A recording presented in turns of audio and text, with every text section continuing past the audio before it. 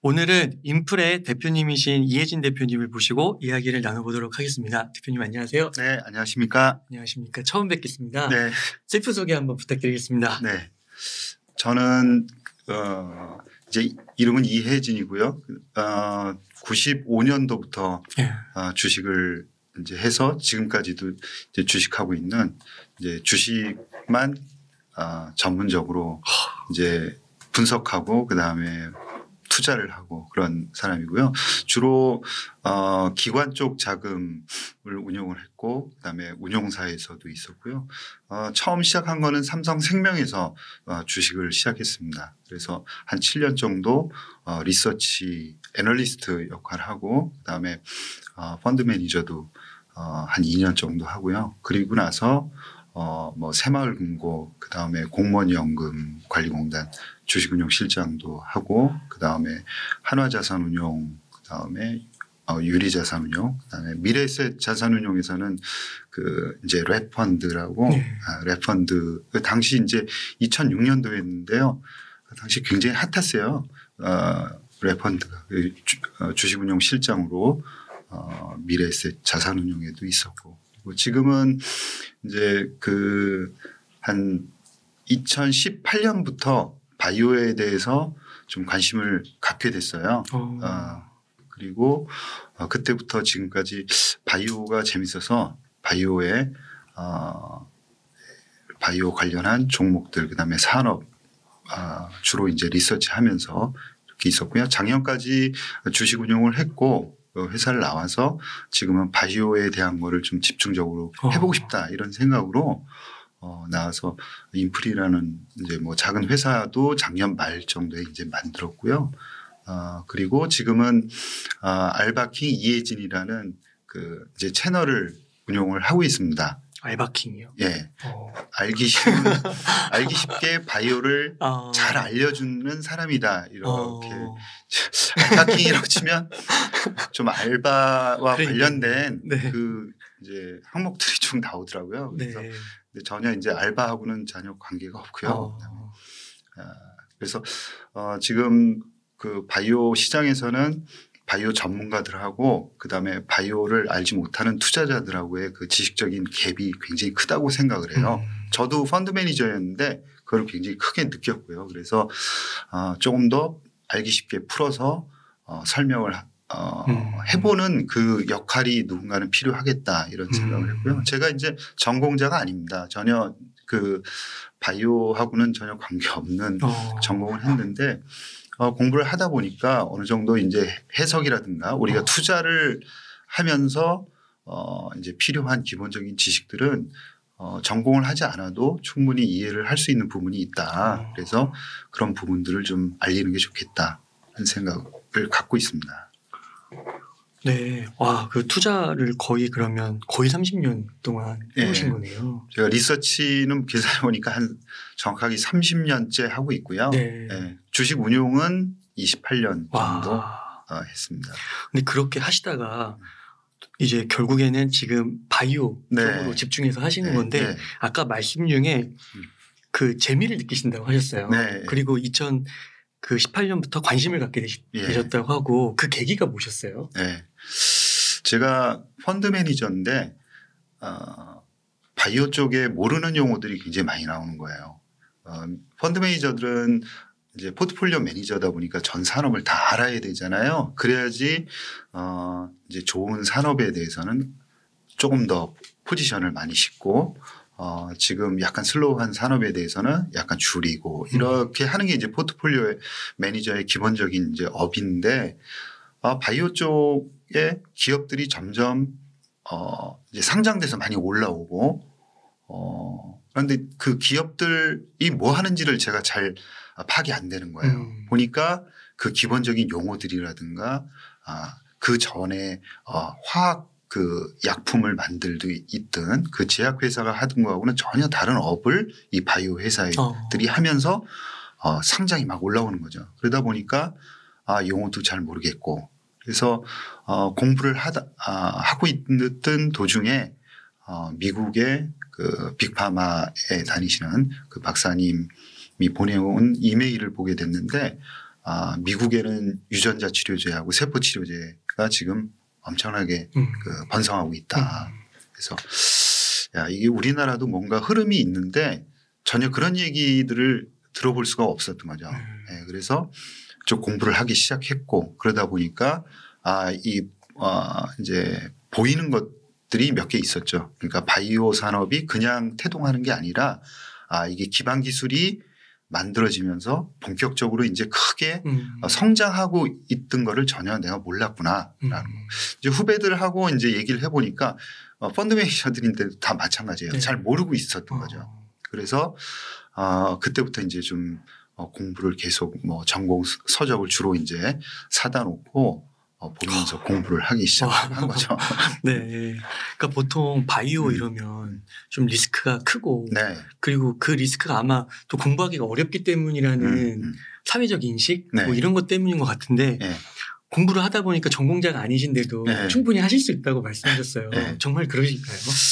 이게 고비를 넘어야 된다고 생각하는데요. 이게 뭐라 그럴까 뭐 A, B, C, D, E, F 이런 그 한 과목이 다 있다 그러면 그 한 과목을 이해하기 위해서는 나머지 과목을 이해를 해야 되는 거죠. 그러니까 처음에 뚫고 들어가기가 굉장히 어려운 거예요. 그 한 권의 책을 읽으면 모르는 나머지 이제 5, 6권을 읽어야지만 알 수 있는 내용들이 계속 나오는 거죠. 그리고 B권을 옮겨가도 똑같은 현상이 나오는 거예요. A, C, 뭐 D 이 책을 다 읽고 알아야지만 또 이해되는 부분들이 있는 거죠.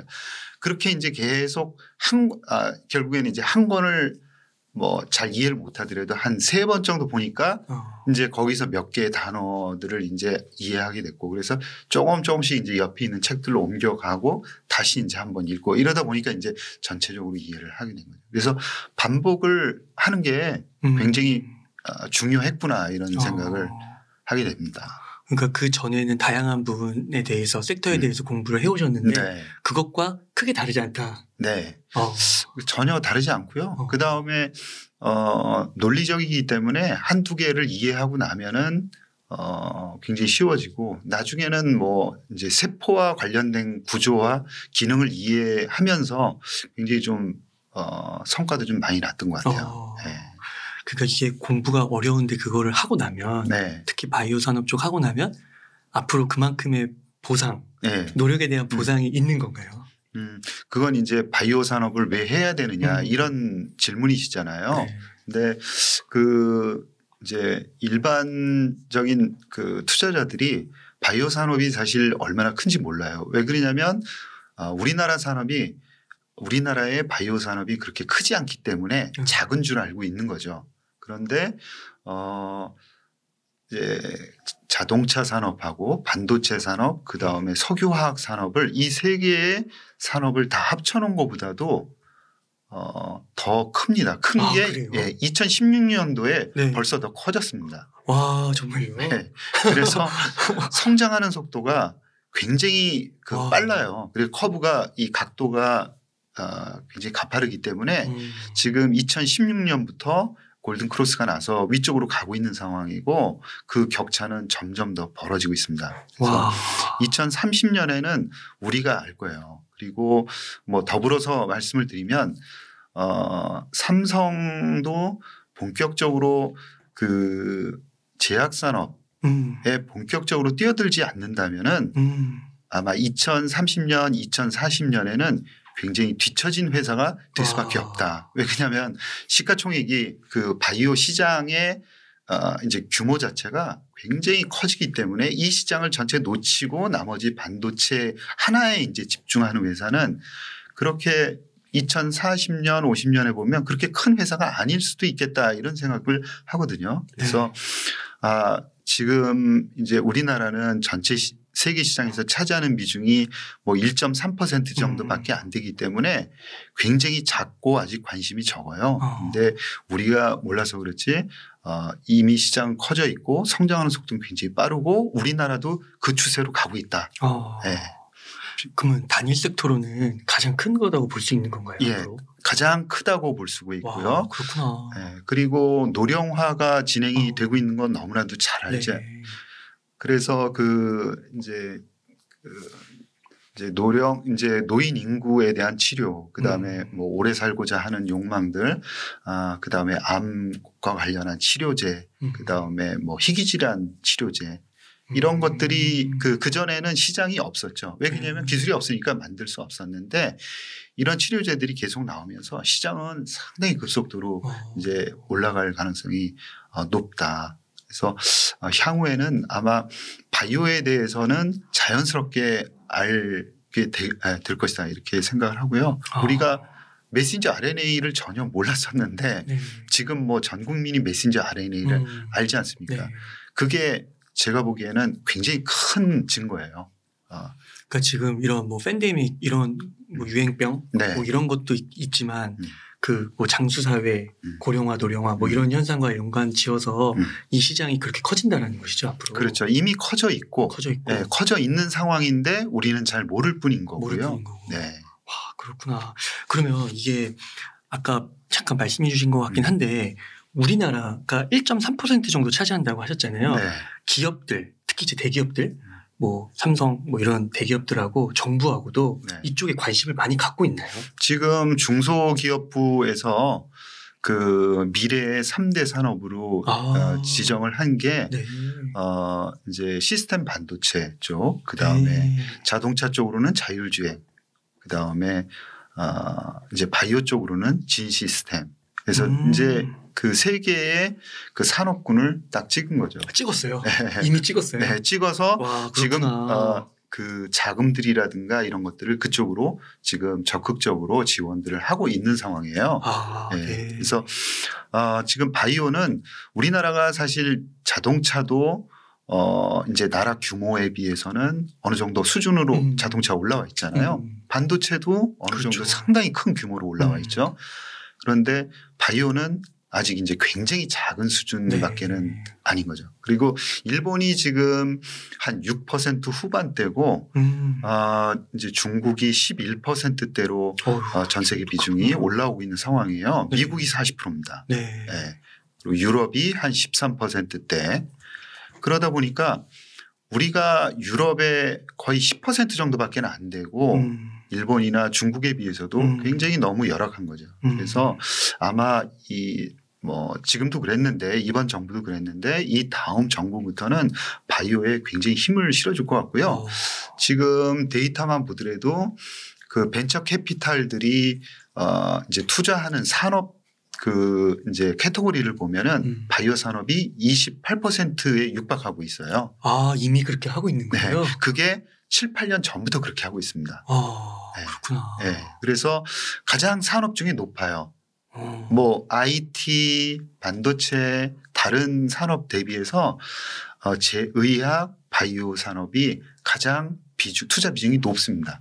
그게 벌써 7, 8년이 됐어요. 아니 근데 왜 이걸 몰랐지?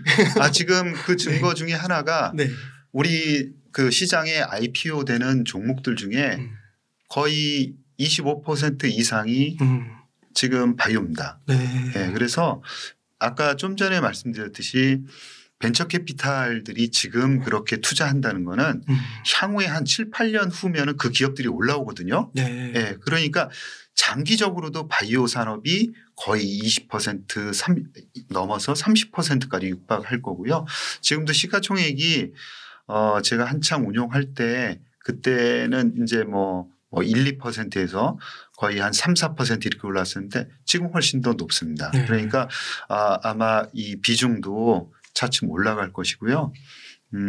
아마 크게 이제 그 M&A라든가 이런 것들도 향후에는 나오면서 시가총액 비중이 굉장히 커야 되고 지금은 뭐 CDMO 쪽으로 굉장히 집중하는 거죠. 그러니까 뭐 바이오 시밀러라든가 뭐 이제 삼성도 그렇고 약간 파운드리 같은 느낌으로 그렇게 하고 있는데 아마 그쪽만 집중해서는 이제 시장은 클 수도 없고 그 다음에 수익률도 그렇게 높게 나올 수가 없어요. 그래서 아마 향후에는 무조건 신약 쪽에 도전하지 않을 수가 없겠다. 그런 말씀을 드리고 싶습니다. 그러니까 저도 이제 짧은 지식이지만 그 R&D 비용이 어마어마하다고 제약 쪽은 시간도 오래 걸리고요. 그리고 그 단계도 되게 그 어려워서 한 단계 한 단계 넘기가 그래서 이게 지금 한국의 1.3%라고 하셨는데 앞으로 보실 때 이게 더 커질 거라고 긍정적으로 보시는 건가요? 지금 성장 속도로 보면은 더 커질 수밖에 없는 게 네. 지금 그 중국하고 우리나라의 성장 속도가 훨씬 빠르고요. 그다음에 그 미국은 유지를 하고 있어요. 40% 정도 속도. 그러니까 굉장히 미국이 파워풀한 거죠. 그러니까 그 이제 기술의 혁신 이런 것들이 그 덩치가 큼에도 불구하고 굉장히 액티브하게 나오고 있는 거고 그다음에 유럽하고 그다음에 일본이 약간 슬로우해요. 그 성장 속도가 다른 산업에 대해서 비해서 느린 것도 아니고 그다음에 정부가 적극적으로 밀기 때문에 그렇게 다른 산업에 비해서는 느리지는 않은데 이제 우리나라나 중국에 비해서는 다소 이제 속도가 느리거든요. 그래서 네. 우리나라의 그 비중은 점점 차츰 올라갈 수밖에 없겠다. 예, 좀 말씀드립니다. 아, 그러시군요. 이게 벌써 처음에 듣는데 너무 새로운 예, 알게 되는 것들이 너무 많아가지고 이 바이오에 정말 관심을 많이 가져야겠다. 네. 그러니까 반도체, 시스템 반도체나 자율주행은 웬만한 주식 방송들 보면 네. 다 뭐 거의 하루에 한 번씩은 나오는 것 같은데 네. 바이오 쪽은 생각보다 없는 것 같아가지고. 그 이유는 네.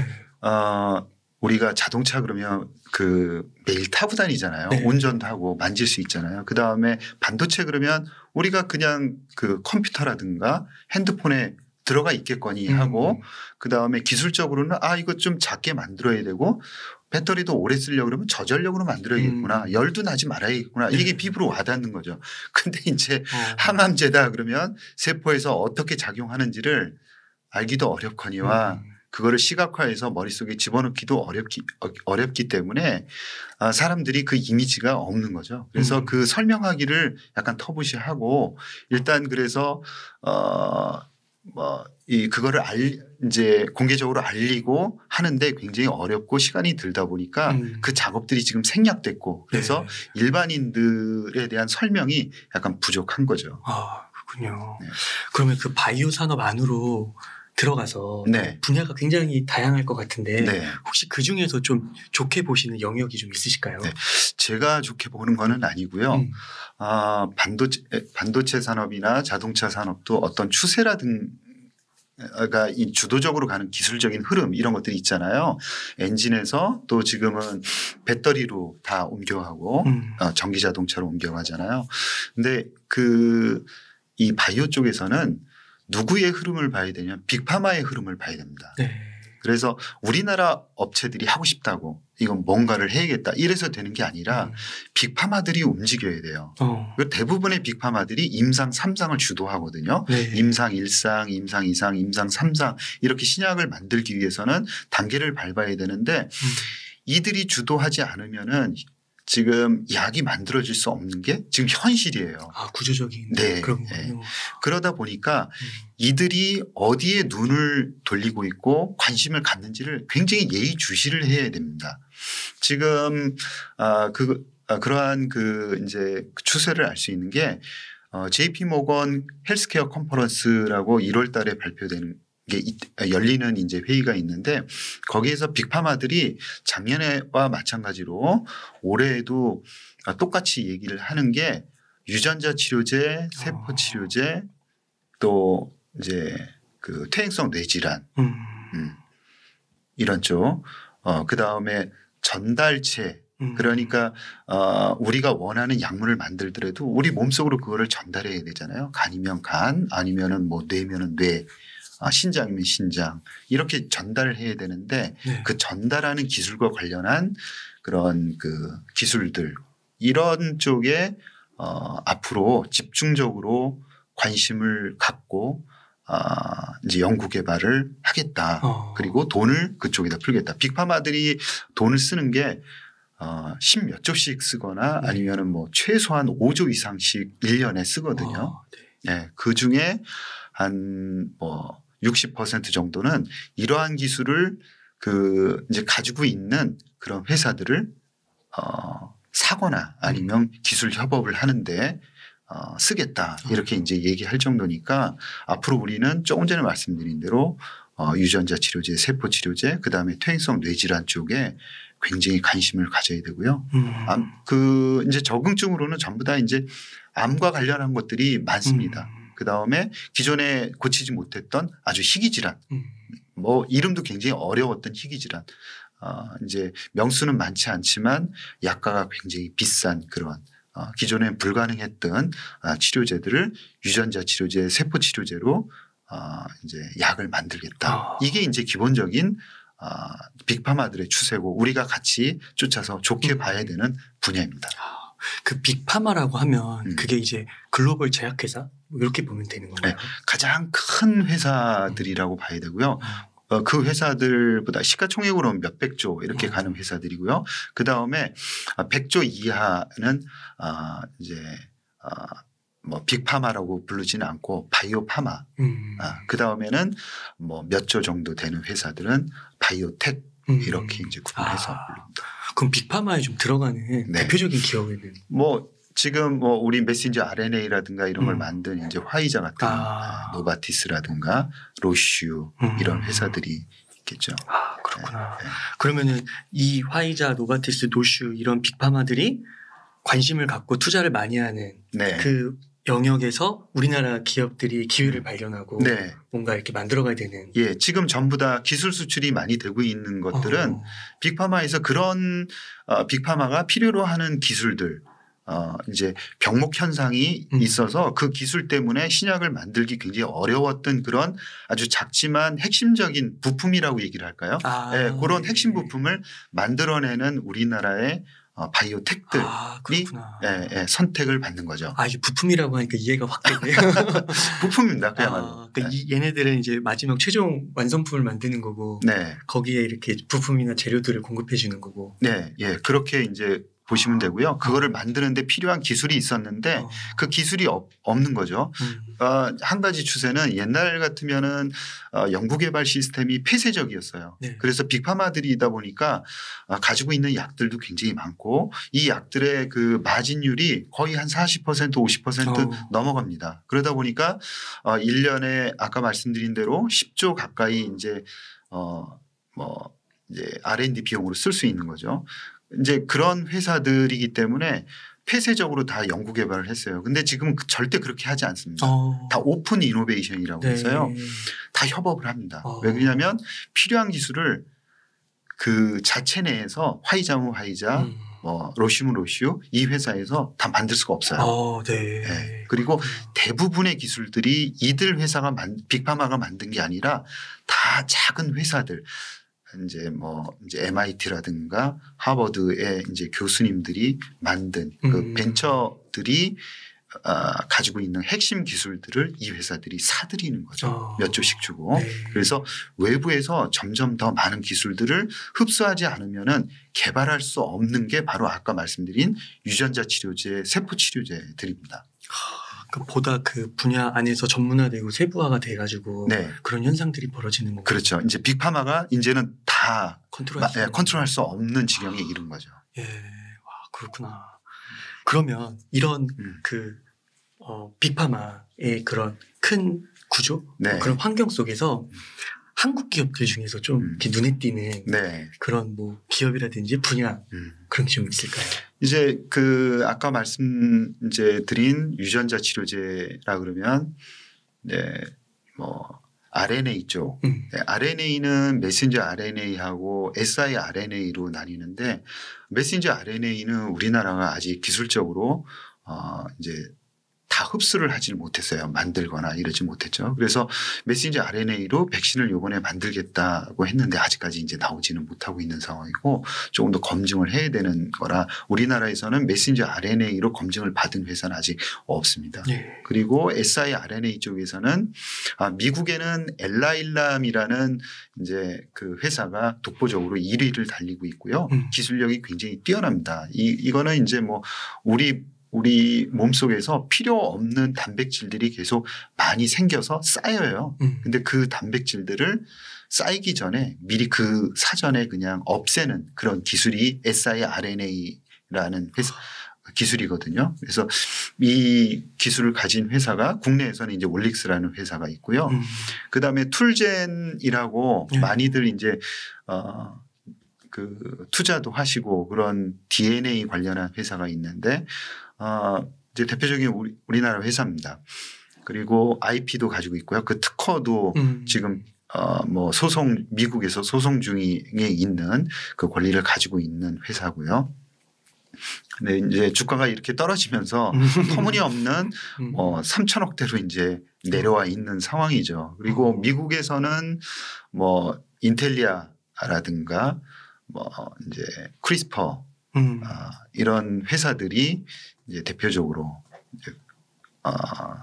이제 DNA 이제 그 치료제를 만드는 회사고, 그 다음에 세포 치료제로서는 주로 이제 우리나라에서는 NK 세포라고 면역 세포 중에 NK 세포를 이제 만든 회사, 이제 GC 셀이라고 녹십자 랩셀이 네. 이제 이름을 좀 바꿔서 들어왔죠. 그 다음에 퇴행성 뇌질환 관련해서는 전 세계적으로 지금 혼란을 많이 겪고 있어요. 왜냐하면 시장은 어마어마하게 크지 않습니까? 이 알츠하이머죠. 네. 그래서 알츠하이머가 참 정말 문제죠. 이 알츠하이머를 해결하지 않고서는 전 세계가 나중에 편안할 수가 없다. 저도 전적으로 동의를 하고, 일본도 저렇게 시름시름 뭐 역동성을 잃어가는 이유 중에 하나가 이제 노인은 많아지고 치매 그 알츠하이머를 가지고 있는 노인들을 또 이제 보호를 해야 되니까 노동력이 굉장히 손실이 클 수밖에 없지 않습니까? 이게 이제 현실이고, 그래서 이 치료제 시장이 뭐 제대로 된 약이 나온다 그러면 어마어마한 시장이 될 텐데 아직까지는 이제 그 접근을 이제 굉장히 근접한 그런 성과를 내는 회사들은 아직 없고요. 약이 하나 나오긴 나왔는데 아직 논란들이 굉장히 많고 되게 고가라고 고가고 약도 이제 반절로 낮췄는데도 불구하고 그래도 논란이 심해요. 그래서 이제 퇴행성 뇌질환과 관련해서는 관심들이 굉장히 지금 많은 상황입니다. 그 다음에 기술적으로는 이제 ADC라고 그 약하고 항체하고를 같이 이렇게 붙여서 뭐 암을 치료한다든가 이런 그 ADC 같은 경우, 왜냐하면 항체는 정확하게 어딘가를 찾아가는 능력이 있거든요. 그래서 거기다가 약물을 달면은 어디든지 찾아간다는 이제 장점 때문에 굉장히 좋은 그 약이 될 수 있다. 그래서 최근에 굉장히 각광을 받고 있고 레고캠 바이오라고 우리나라의 대표적인 그 회사가 있습니다. 아직은 임상 1상을 진행 중인데요. 기술력이 굉장히 탁월합니다. 그래서 기대를 많이 갖고 있고 자체 파이프라인도 개발을 하고 있어서 향후에 굉장히 크게 성장할 가능성이 높지 않나 이렇게 이제 생각을 하고 있습니다. 그 자체 파이프라인이라는 게 뭐예요? 그러니까 신약 회사들은 자기의 기술로 약을 만들기 위한 프로젝트를 하나씩 이렇게 만드는 거죠. 예를 들어서 나는 이제 신장암을 적응증으로 해서 그 병으로 해서 치료제를 만들겠다. 그래서 임상을 이제 하게 되는 거죠. 그러니까 전임상부터 해서 임상 단계를 거칩니다. 그런 하나의 프로젝트를 파이프라인이라고 얘기를 하는 거죠. 그래서 플랫폼 기술을 가지고 있는 회사들은 그런 파이프라인을 여러 개 이제 동시다발적으로 연구를 진행하는 겁니다. 예를 들어서 쪽은 뭐 이제 아까 우리가 얘기한 퇴행성 뇌질환, 알츠하이머를 또 연구하기도 하고, 하나는 또 이제 염증 관련한 치료제를 또 만들기도 하고, 한쪽에서는 또 뭐 위암이라든가 뭐 췌장암 아니면 폐암 관련한 이런 여러 가지 적응증을 하고 있고요. 개발하고 있는 거고요. 빅파마들 같은 경우에는 뭐 수십 가지 개의 그런 그 파이프라인, 그런 그 프로젝트들이 연구 개발이 진행이 되고 있습니다. 네. 그렇군요. 와, 그 대표님 말씀을 한 30분째 듣고 있으니까. 벌써 30분. 소액이라도 이거 바이오에다가 무조건 담아야겠다. 이런 생각이 너무 드는데요. 근데 이게 아무래도 이제 개별 종목으로 좀 접근하기는 어려울 것 같고, 혹시 이게 ETF 같은 것도 있나요? 네. ETF도 우리나라보다는 이제 미국에 많이 발달해 있는데요. VXL이란 또 있고 Gnom이라는 GNOM이라고 Gnom 그다음에 이제 아크지가 굉장히 유명했죠. 아크 인베스트먼트.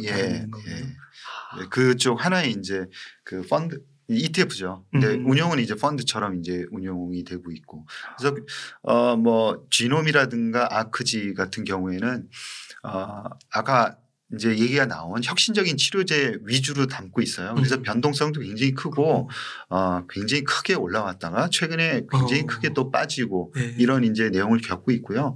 근데 최근에 이제 또 굉장히 많이 빠진 상황이죠. 그래서 관심 가져야 된다 이렇게 생각을 하고 있고요. VXL은 대형주 위주로 하고 있고 또 이제 수수료가 굉장히 싼 편에 또 회전율도 굉장히 좋고 그다음에 종목은 그렇게 많이 가져가지 않으면서 좀 집중적으로 빅파마들이라든가 바이오파마들을 가져가고 있어요. 그래서 안정성하고 성장성 이렇게 고려를 한다 그러면 그런 측면도 괜찮고 성장성에 좀 방점을 두고 내가 그 장기적으로 꾸준하게 ETF를 사보겠다 그런 분들은 지놈을 추천을 드리고요. 네, 그렇습니다.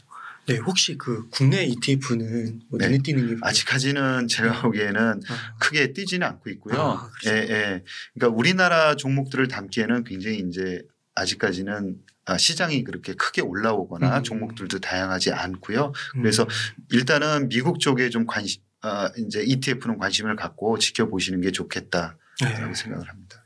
네. 그러면 지금 진짜 그 나스닥이 오늘 크게 반등은 했지만 그동안 많이 빠져서 이런 바이오 쪽은 다 거의 다 나스닥에 들어가 있는 거예요? 예, 많이 들어가 있습니다. 그러면은 그 나스닥 그게 보면 그 빅테크 그 소위 이제 뭐 구글이나 아마존이나 이런 애들이 거의 한 절반 정도를 갖고 가고 그 밑에 있는 기업들이 나머지 그 나스닥 그 지수를 구성하고 있잖아요. 그래서 이번에 진짜 많이 빠지더라고요. 그 대형주도 그렇게 빠지는데 빅테크도 빠지는데 그 밑에서는 진짜 막 반토막도 너무 많더라고요. 그래서 이게 혹시 지금 좀 바이오 이쪽으로 좀 관심이 있는 분들이라면은 조금씩 뭐 분할 매수 관점으로 접근을 해도 괜찮을까 너무 직접적으로 여쭈는 것 같긴 한데 가격 측면으로는 국내도 그렇고 미국도 그렇고 떨어질 만큼 떨어졌다 생각을 해요. 근데 이제 반등이 언제 나오냐 하는 시점은 뭐 여러 가지 지금 맞물려 있는 변수들이 많아서 그런데 가격만 본다 그러면 충분히 조정은 개인적으로 받았다 이렇게 생각을 하고요. 기간적으로도 지금 미국 같은 경우도 1년 정도 이거는 이제 그 조금 구분을 해서 보셔야 되는 게 미국의 아까 말씀드린 빅파마하고 그다음에 바이오텍하고는 주식의 흐름이 좀 달랐습니다. 왜 그러냐면 이제 빅파마는 굉장히 지금까지도 견고한 흐름을 보이고 있어요. 그리고 이제 전략적 투자가들이 이제 얘기를 하는 게 많이들 그 바이오 헬스케어를 추천들을 하고 있습니다. 그거는 빅파마를 의미하는 경우가 굉장히 많아요. 그러니까 헬스케어를 좋게 본다 이렇게 얘기하시는 분들이 굉장히 많거든요. 지금. 그러면 의아해하죠. 바이오텍 굉장히 많이 떨어졌는데 뭐가 좋다는 건가. 그렇구나. 네, 그래서 빅파마 쪽을 의미하는 경우가 굉장히 많아요. 그리고 금리에 대한 그런 그 금리를 인플레를 전가하는 그 능력이 빅파마들은 있습니다. 그러다 보니까 인플레의 우려감도 별로 없고 그다음에 지금 사실은 그 치료제 시장이 굉장히 좋아요. 그래서 작년에도 그 이제 성과들이 굉장히 좋았고 그리고 올해도 이제 대부분 그 프리뷰 하는 거 보면 굉장히 좋습니다. 반면에 바이오텍들은 금리의 영향들을 굉장히 많이 받고 있어요. 그래서 아주 급락하다시피 한 경우들이 많고 한 반토막 난 경우들이 많아요. 그 회사에 이제 그 이슈들이 있거나 하는 경우도 있는데 다른 이슈가 아니라 연구 개발하는 아까 임상 파이프라인을 연구 개발하는 와중에 조금씩 문제들이 생기거나 연구 개발하면서 생길 수 있는 그런 문제점들이 지금 나오고들이 있는 거죠. 어차피 연구 개발이라는 건 그런 문제점들을 해결하면서 앞으로 나아가야 되는 거잖아요. 그래서 그런 것과 금리 이 두 가지가 맞물리면서 바이오텍은 굉장히 그 가격이 많이 하락했고 빅파마 쪽은 한 10% 정도 이 정도 15% 정도 굉장히 양호한 수준의 지금 이제 조정을 보이고 있고요. 지금 약간 구별해서 봐야 되지 않나. 그렇군요. 그럼 적절하게 이렇게 초보자일수록 그런 빅파마랑 바이오텍이랑 네. 좀 섞어가지고 가는 것도 하나의 좀 전략일 수도 있겠네요. 네. 그래서 처음 보실 때는 아까 그런 ETF 중에 그 빅파마 위주로 해서 보시다가 아까 이제 공부의 양이 조금씩 늘어난다 그러면은 이제 유전자 치료제, 세포 치료제 이런데 이쪽은 제가 말씀드리면 변동성은 클 수가 있습니다. 그런데 방향에 있어서는 그 굉장히 큰 성장의 기회들이 있고 대신 그 종목 중에 핵심적인 기술력을 가지고 있는 회사들 잘 골라야겠죠. 고르기만 한다 그러면 그리고 포트폴리오를 어느 정도만 만들어 놓는다 그러면 좋은 성과 있지 않을까 그렇게 생각합니다. 그러니까 변동성은 있지만 앞으로의 방향은 맞는 거네요. 네, 맞습니다.